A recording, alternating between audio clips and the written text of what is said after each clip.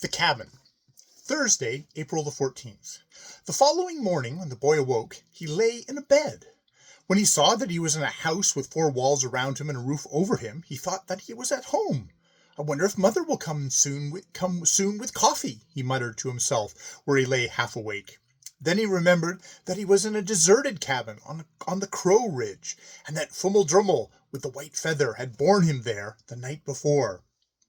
The boy was sore all over after the journey he had made the day before, and he thought that it was lovely to lie still while he waited for Wndrfl, who had promised to come and fetch him. Curtains of checked cotton hung before the bed, and he drew them aside to look out into the cabin. It dawned upon him instantly that he had never seen the mate to a cabin like this. The walls consisted of nothing but a couple of rows of logs. Then the roof began. There was no interior ceiling, so he could look clear up to the roof tree. The cabin was so small that it appeared to have been built rather for such as he, rather than for real people. However, the fireplace and chimney were so large he thought he had never seen larger. The entrance door was in a gable wall at the side of the fireplace, and was so narrow that it was more like a wicket than a door. In the other gable wall he saw a low and broad window with many panes. There was scarcely any movable furniture in the cabin.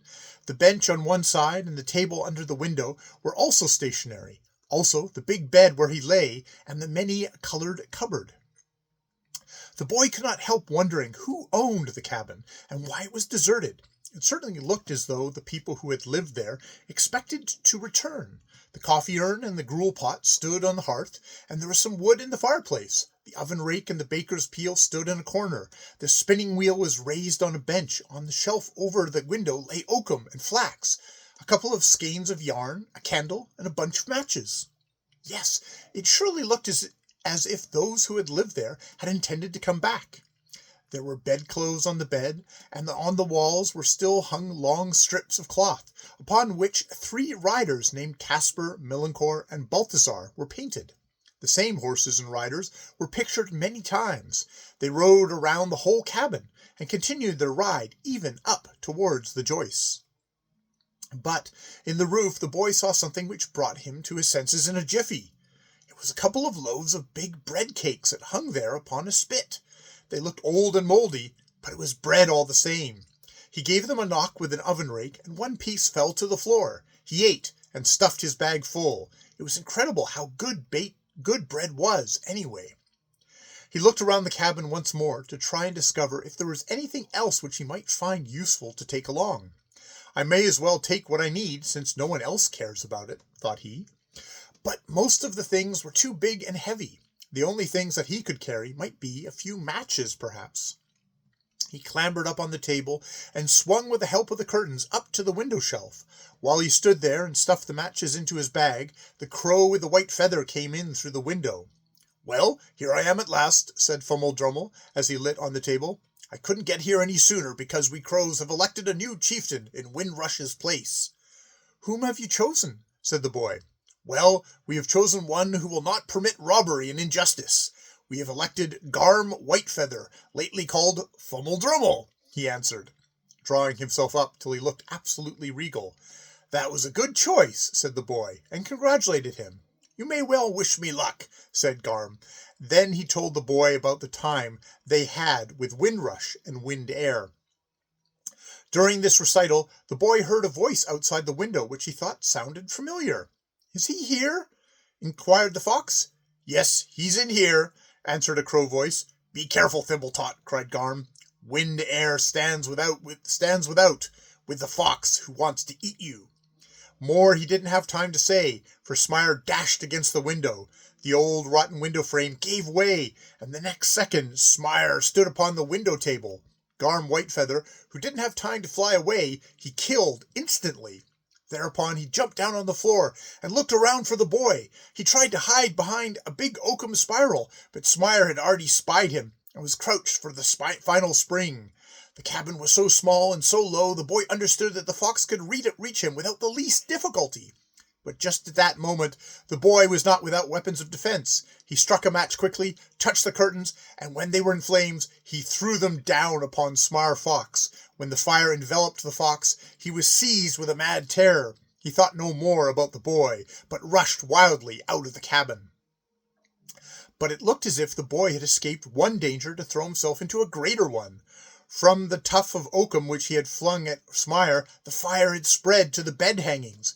He jumped down and tried to smother it, but it blazed too quickly now. The cabin was soon filled with smoke, and Smire Fox, who had remained just outside the window, began to grasp the state of affairs within. "Well, Thimbletot," he called out, "which do you choose now, to be broiled alive there, or to come out here to me? Of course, I should prefer to have the pleasure of eating you, but in whichever way death meets you, it will be dear to me." The boy could not think but the fox was right, for the fire was making rapid headway. The whole bed was now in blaze. The smoke rose from the floor, and along the painted wall strips the fire crept from rider to rider. The boy jumped up in the fireplace and tried to open the oven door, when he heard the key which turned around slowly in the lock. It must be human beings coming, and in the dire extremity in which he found himself, he was not afraid, but only glad. He was already on the threshold when the door opened. He saw a couple of children facing him, but how they looked when they saw the cabin in flames, he took no time to find out, but rushed past them into the open. He didn't dare run far. He knew, of course, that Smar Fox lay in wait for him, and he understood that he must remain near the children. He turned round to see what sort of folk they were, but he hadn't looked at them a second before he ran up to them and cried, "Oh, good day, Osa Goose Girl! Oh, good day, little Mats!" For when the boy saw those children, he forgot entirely where he was. Crows and burning cabin and talking animals had vanished from his memory.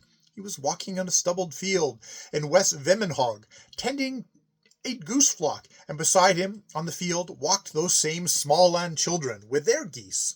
As soon as he saw them, he ran up on the stone hedge and shouted, "Oh, good day, Osa Goose Girl! Oh, good day, little Mats!" But when the children saw such a little creature coming up to them with outstretched hands, they grabbed hold of each other, took a couple of steps backwards, and looked scared to death. When the boy noticed their terror, he woke up and remembered who he was. Then it seemed to him that nothing worse could happen to him than those children should see how he had been bewitched. Shame and grief, because he was no longer a human being, overpowered him. He turned and fled, he knew not whither. But a glad meeting awaited the boy when he came down to the heath, for there in the heather he spied something white, and towards him came the white goosey gander, accompanied by Dunfin. When the white one saw the boy running with such speed, he thought that dreadful fiends were pursuing him. He flung himself in all haste upon his back, and flew off with him.